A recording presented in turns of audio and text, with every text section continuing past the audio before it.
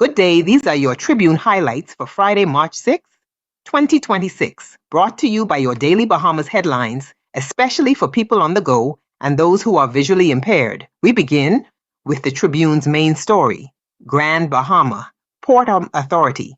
Co-chairman Rupert Hayward is defending his Bahamian identity amid the ongoing dispute between the government and the Port Authority. Mr. Hayward issued an open letter responding to comments made by Prime Minister Philip Davis during debate over the recent arbitration ruling involving the Hawksbill Creek Agreement. In the letter, Mr. Hayward rejected any suggestion that he is not truly Bahamian, saying he is not what he called a paper Bahamian, but a multi-generational Bahamian whose family history is deeply rooted in the country. The exchange comes after the arbitration. Tribunal rejected the government's $357 million claim for administrative costs against the Port Authority. Prime Minister Davis told Parliament the ruling marked a turning point in the relationship between the government and the Port Authority and argued that the governance structure in Freeport had historically placed too much power in private hands. The Prime Minister said the people of Grand Bahama should not have to live in a city where a private authority claims greater power than the elected government. Mr. Hayward responded that disagreements between the government and the Port Authority should not be used to question anyone's Bahamian identity. The issue highlights continuing tensions over the future governance and economic development of Freeport. In another story, the mother of 5-year-old Maximus Roll, who drowned earlier this week, says she is leaning on her faith as she grieves the loss of her son. She described the 5 years she spent with him as a blessing and said she continues to encourage her other children to remain strong during this difficult time.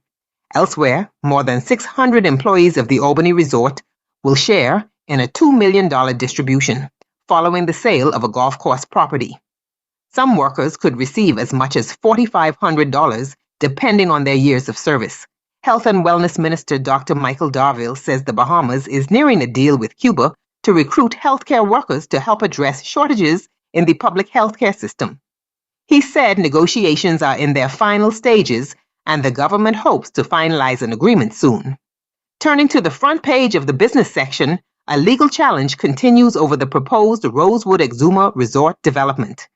Government officials say they have the authority to approve major projects despite objections raised during the public consultation process. Opponents argue the environmental review process was flawed and the matter is now before the courts.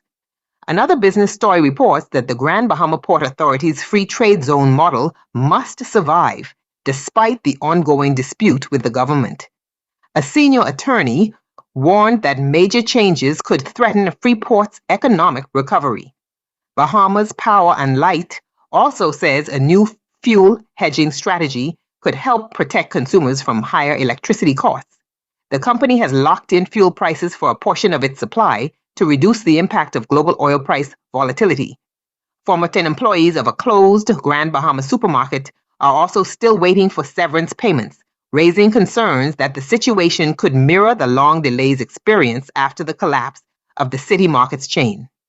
On the editorial page, the Tribune says, Freeport's future depends on cooperation rather than escalating political rhetoric between the government and the Port Authority. The paper argues that both sides must focus on restoring economic growth and opportunity for the residents of Grand Bahama.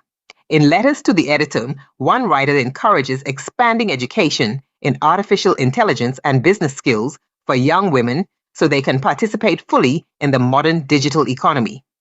Another letter discusses growing global uncertainty and its potential economic impact on smaller nations like the Bahamas. A third letter calls for the government to announce the date for the next general election by March 15th. Those are your Tribune highlights for this Friday. For the full stories and much more, be sure to purchase a copy of today's Tribune or visit their website to read the full reports and additional stories in today's edition. And remember, staying informed helps us make better decisions as citizens. As the saying goes, an informed people build a stronger nation. Enjoy your day, be blessed, and be a blessing.